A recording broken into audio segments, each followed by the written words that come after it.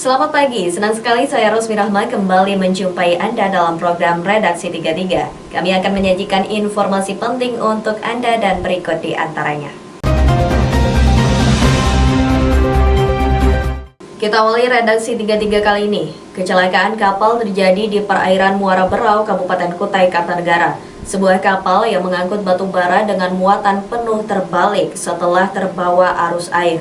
1 dari 5 anak buah kapal hilang setelah melompat dari kapal. Berikut informasinya. Kantor Pencarian dan Pertolongan Kelas A Balikpapan melaporkan terjadinya kasus kapal terbalik di perairan Muara Berau yang secara administrasi masuk Kabupaten Kutai Kartanegara. Kapal dengan muatan penuh batu bara terbalik ketika berada di muara terbawa arus yang kencang. Para awak kapal 5 orang berusaha menyelamatkan diri. Mereka melompat ke laut. 4 orang berhasil diselamatkan oleh petugas pos pantau yang melihat kejadian tersebut. Namun 1 ABK anak buah kapal bernama Sahrul Rabani hilang dan hingga Kamis siang belum ditemukan. Keterangan saksi mengatakan Sahrul berusia 20 tahun tidak bisa berenang. Informasi 1 laka air, yaitu pelapor Bapak Simon, anggota Polsek Pelabuhan, melaporkan bahwa ada terjadi laka kapal, korban 5 orang, 4 sudah ditemukan selamat dan 1 masih dalam pencarian. Jadi kami kerahkan tim itu pada jam 14.25 waktu Indonesia Tengah.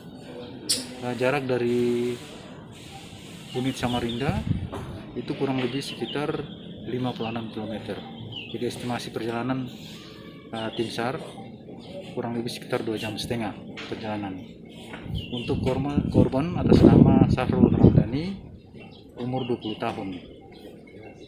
Pekerjaan ABK. Tim SAR gabungan sudah diturunkan ke lokasi yang berjarak sekitar 56 km dari kota Samarinda. Tim dilengkapi peralatan SAR air dan perahu karet rigid inflatable boat serta alat komunikasi. Cuaca dilaporkan mendung dengan suhu sekitar 28 derajat Celcius. Tim Kaltim TV melaporkan. Mari kita memerangi virus corona dengan mematuhi imbauan pemerintah. Stay at home.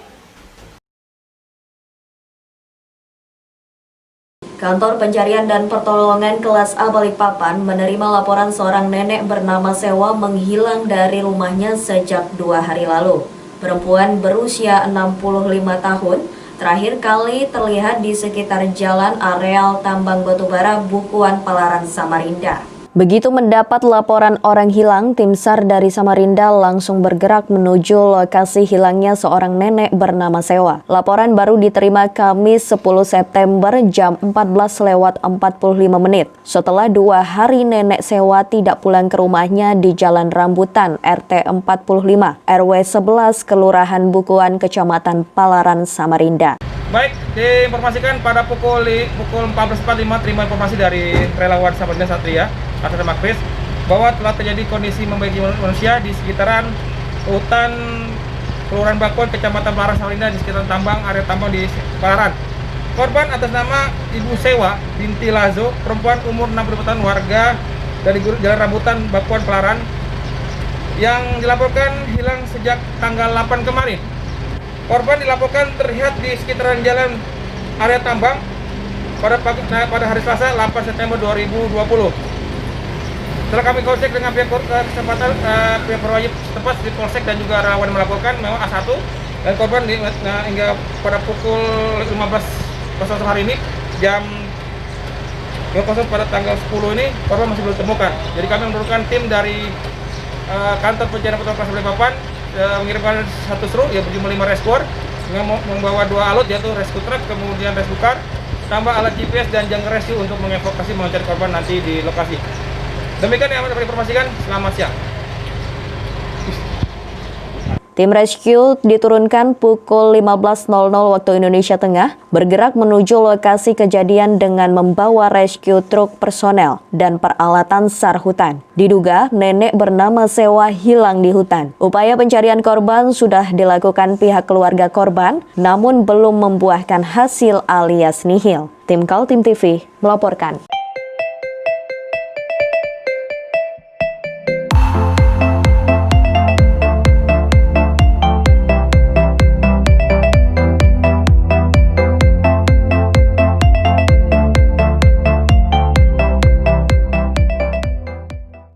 Kita beralih ke informasi selanjutnya.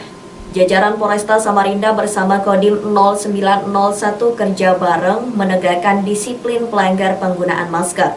Sejak diberlakukan Perwali, sudah 2 kali dilakukan operasi.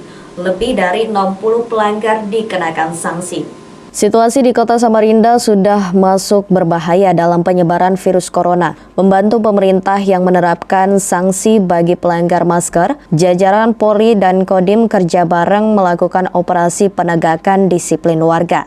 Misalnya masyarakat yang terkena sanksi kan, tadi sudah kita sampaikan, bervariasi.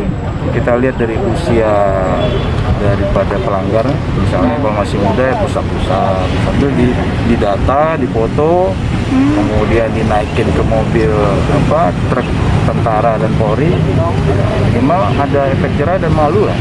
Sehingga menurut Kapolresta Samarinda, dari 2 kali operasi yang dilakukan Polri bersama TNI, sudah lebih 60 warga yang diangkut dan disanksi. Polresta dan Kodim kita kerjasama, mobile ke tempat-tempat keramaian, tidak memakai masker, kita angkut ke Kodim.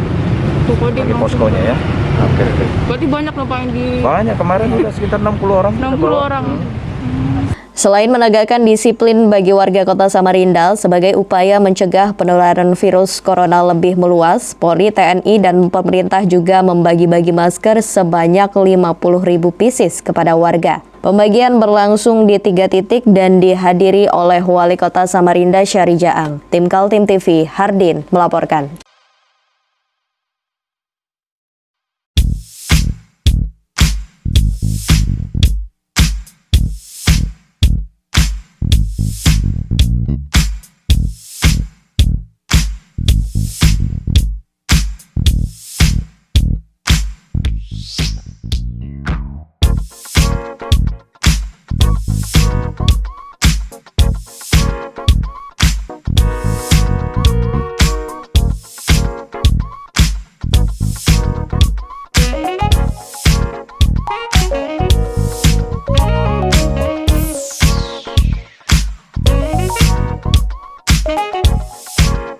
Wali Kota Samarinda Syahri Jaang meminta maaf karena kasus corona di Kota Samarinda semakin menggila. Dia mengajak seluruh warga bersama para ulama dan pendeta melakukan doa bersama untuk meminta ampun kepada Tuhan agar dijauhi dari virus corona. Melonjaknya pasien terkonfirmasi positif virus corona di Kota Samarinda sudah berada pada titik mengkhawatirkan. Tiap hari terjadi penambahan kasus positif baru, termasuk juga selalu ada yang meninggal, membuat pemakaman khusus di Serayu Tanah Merah saat ini sudah diisi 66 jenazah dikuburkan. Lantaran itu, dengan sungguh-sungguh, Wali Kota Syahri Jaang mengajak masyarakat dari semua agama bersama para rohaniawan memohon ampun kepada Tuhan, termasuk dirinya sebagai pejabat yang punya otoritas dalam mengambil kebijakan. perlu juga di kota-kota itu termasuk Samarinda ini kita beristighfar, memohon ampun kepada Allah secara serentak. Nanti pakai merumuskan hari apa, malam apa, mungkin seminggu sekali, tapi ada serentak kita berdoa agama apapun, karena beliau ini ketua forum umat beragama FKUB ya, sehingga serentak kita berdoa penyerahan diri kepada Allah. Nah, itu salah satu upaya kita. Nggak perlu kita bertobat. Kita berbuat, mungkin kami yang mengambil keputusan juga ada kekeliruan, ada kesalahan. Terus terang aja, saya selalu beristighfar. Saya waktu itu takabur, kita tinggal 2 aja di rumah sakit. Saya panggil baik untuk rekan-rekan dari Pol PP maupun BPBD, Kepala Dinas Kesehatan. kita bisa bergabung ke nanti kalau udah kosong, dengan saya rombongan, akan nanti kita ketemu dengan langsung ke pasar Segiri untuk pembagian masker. tim medis. Silakan akan kita mulai terima diatur kasih. untuk. Ternyata besok naik. Wali Kota mengakui situasi di Kota Samarinda sempat hanya tinggal 2 orang pasien positif yang dirawat di rumah sakit. Sehingga pada bulan Juli dia menempuh kebijakan melonggarkan social distancing dengan membolehkan tempat usaha beroperasi kembali. Namun ternyata yang terjadi adalah pelonjakan jumlah penularan yang luar biasa. Demikian pun di kota Samarinda, yang mana di awal Juli itu kita sempat 2 pasien kita dalam perawatan, setelah itu meningkat, saat sekarang sudah 400 lebih. Yang membahayakan lagi saat sekarang 300 lebih, 331 kalau tidak salah kemarin transmisi lokal, non-cluster, artinya kita tidak tahu dia dari mana sudah menyebar. Setelah itu ada 17 cluster bermacam-macam ya, ininya ada rumah sakit, ada kegiatan masyarakat, ya ada senam.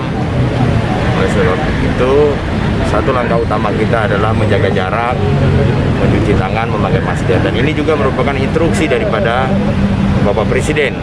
Ditindaklanjutin instruksi dari Mendagri, seluruh daerah, kepala daerah untuk membuatkan peraturan penegakan disiplin dalam hal pemakaian masker. Tim Kaltim TV, Hardin melaporkan.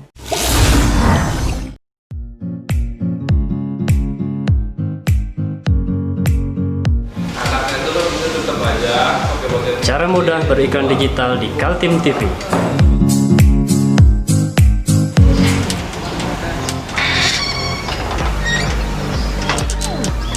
Yang pertama, jadilah sahabat Kaltim TV.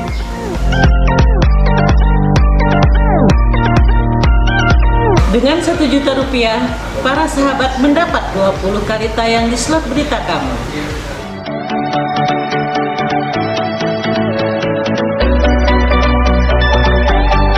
Dengan 20 detik dapat menjangkau 20.000 penonton. Anda beruntung karena mendapat kesempatan perdana dari kami. Ayo jadilah sahabat Kaltim TV. KPU mengumumkan bahwa anggota DPRD yang mencalonkan diri maju dalam Pilkada 9 Desember 2020 wajib mengundurkan diri. Di antaranya di Samarinda, Andi Harun yang sekarang menjadi Ketua DPRD Kaltim. Andi Harun yang berpasangan dengan Rusmadi Wongso sudah mendaftar sebagai peserta Pilkada Kota Samarinda yang digelar 9 Desember 2020. Tidak seperti calon petahana seperti bupati, wali kota atau wakilnya yang menurut aturan hanya mengajukan cuti untuk calon dari anggota legislatif wajib mengundurkan diri. Hal tersebut menurut Ketua KPU Kota Samarinda Firman Hidayat merupakan perintah Undang-Undang Pilkada nomor 10 tahun 2016. Setelah calon ditetapkan sebagai peserta pemilu, maka wajib menunjukkan surat pengunduran diri dan tanda terima bahwa dokumen pengunduran diri berada dalam proses. Seperlambat-lambatnya nanti 5 hari setelah penetapan, yaitu setidaknya ada dokumen yang berupa pernyataan mengundurkan diri dari yang bersangkutan, terus tanda terima bahwa sudah mengajukan pengunduran diri kepada instansi yang berkait yang bersangkutan, dan yang ketiga ada pernyataan dari pejabat di instansi tersebut yang menyatakan bahwa surat pengunduran diri masih dalam proses. Nah, sementara untuk SK pemberhentian itu kami akan menerima paling lambat 30 hari sebelum pemungutan suara, artinya di 9 November. Nah, itu sampai hari ini, kemarin pada saat pendaftaran memang belum ada dan memang tidak menggugurkan. Tapi nanti paling lambat 5 hari setelah penetapan pasangan calon, artinya penetapan calon 23 September, paling lambat tanggal 20 September harus sudah kami terima itu.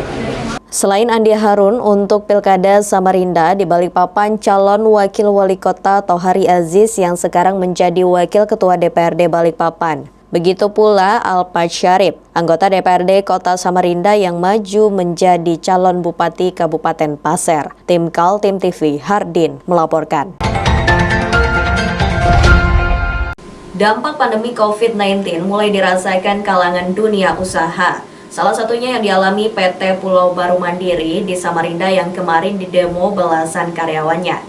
Tidak hanya berdemo menuntut kekurangan upah, para karyawan juga melakukan mogok kerja. Beginilah situasi di Kota Samarinda di saat pandemi COVID-19 yang semakin meluas penyebarannya. Banyak perusahaan juga mulai terkendala dalam memenuhi hak karyawannya. Salah satunya seperti yang dialami PT Pulau Baru Mandiri di Komplek Pergudangan Nusantara, Jalan Teuku Umar, Samarinda. Lantaran perusahaan tidak memenuhi hak para karyawannya, mereka berunjuk rasa dan mogok kerja. Ada 6 isu yang menjadi landasan tuntutan para buruh. Pertama, soal kurang upah, masalah BPJS, standar upah minimum, tunjangan jabatan dan kebebasan berorganisasi buruh, serta tidak diakomodasinya keinginan buruh agar para karyawan mendapat BLT atau bantuan langsung tunai dari pemerintah. Nah, saat ini saya mendampingi kawan-kawan PT Pulau Baru Mandiri yang sedang melakukan mogok kerja. Mogok kerja ini sebenarnya tidak perlu terjadi kalau memang perusahaan itu cepat tanggap setelah teman-teman memberikan surat pemogokan kerja itu. Namun lagi-lagi setelah 7 hari perusahaan juga tidak ada melakukan mediasi sedikit pun kepada teman-teman. Pas harinya teman-teman akhirnya melakukan mogok. Mogok yang pertama itu ada akibatkan karena adanya kekurangan upah. Kekurangan upah ini sebenarnya sudah lama kita mintakan, lalu ini juga sudah ditangani oleh Dinas Tenaga Kerja dan sudah dikeluarkan penetapannya oleh Dinas Tenaga Kerja tentang kekurangan upah. Sampai saat ini perusahaan juga tidak membayar kekurangan upah karyawan. Didampingi Organisasi Serikat Buruh Borneo Indonesia atau SBBI, para karyawan perusahaan pengadaan sembako itu menyampaikan tuntutan kepada manajemen. Namun pihak perusahaan meminta waktu 1 hari untuk merespon tuntutan para karyawan. Kalau dari saya sendiri sih terus terang lebih ke hak ya Pak ya. Karena hak-hak kami banyak yang tidak diberikan sehingga ya saya harus melakukan ini dengan landasan kami juga mau perusahaan ini baik. Tim Kaltim TV, Hardin melaporkan.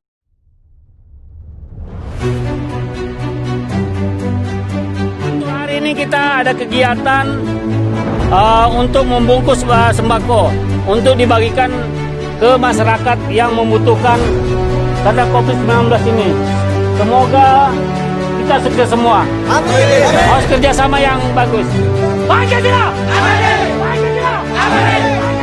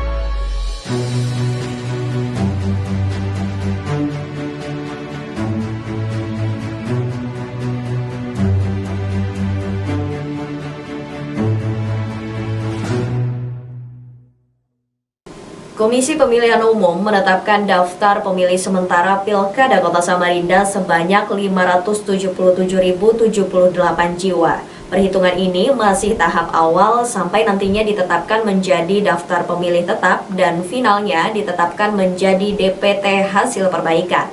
Pilkada Kota Samarinda berlangsung 9 Desember 2020. 3 calon kontestan sudah mendaftar, yaitu Zairin Zain dengan Sarwono, Andi Harun Rusmadi Wongso, dan Muhammad Barkati berpasangan dengan Darlis Patalongi. Melengkapi persiapan pemilihan, KPU Kota Samarinda mengadakan rapat pleno terbuka rekapitulasi daftar pemilih. Hasilnya setelah dilakukan pemutakhiran data pemilih sejak 15 Juli sampai 13 Agustus 2020 lalu, KPU menetapkan daftar pemilih sementara sebanyak 577.078 jiwa yang tersebar pada 1.960 tempat pemungutan suara. Buat apa ya Bang Kabar? Jadi hari ini kami menggelar rapat pleno terbuka untuk penetapan DPS.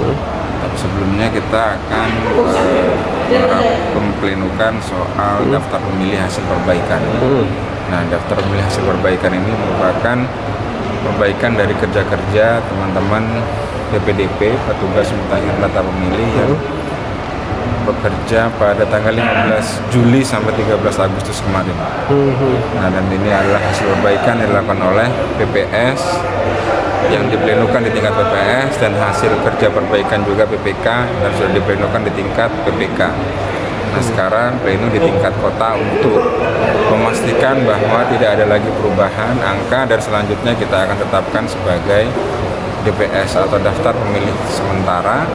Daftar pemilih sementara atau DPS adalah data awal sebagai pijakan KPU menyiapkan keperluan logistik pemilihan wali kota dan wakil wali kota Samarinda. Data itu masih mengalami perbaikan hingga 2 kali, yakni menjadi DPT atau daftar pemilih tetap dan terakhir ditetapkan menjadi data pemilih tetap hasil perbaikan atau DPTHP. Daftar pemilih diumumkan di masing-masing kelurahan agar masyarakat Kota Samarinda yang belum tercantum atau warga yang usianya baru memiliki KTP bisa ikut dalam pesta demokrasi itu. Setelah kita DPS, baru nanti ada DPS HP untuk penyempurnaan. Kita akan cetak dan kita bagikan lagi ke PPK, ke PPS untuk diumumkan di kantor kecamatan, kantor kelurahan. Jadi bagi pemilih atau seluruh warga itu bebas mengakses. Gunanya apa? Untuk melihat lagi. Misalnya di kelurahan, saya di kelurahan A, ada di kelurahan DPS-nya, kita cari, kita lihat, teliti, kalau nama kita tidak ada dan kita merasa memenuhi syarat sebagai pemilih, datanglah ke kelurahan, ke DPS. Minta didata, bawa KTP, bawa KK. Tim Kaltim TV, Hardin melaporkan.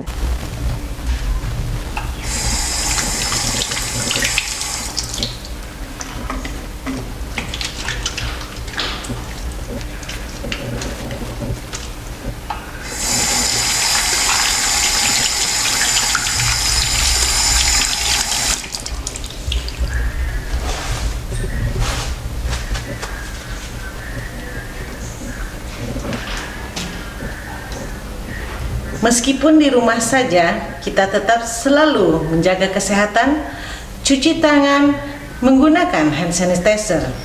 Ingat, mulailah dari diri sendiri.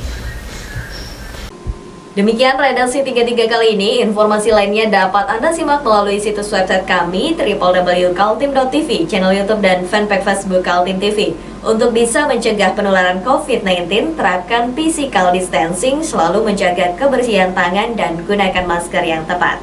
Saya Rosmi Rahma pamit undur diri. Selamat pagi, selamat beraktivitas dan sampai jumpa.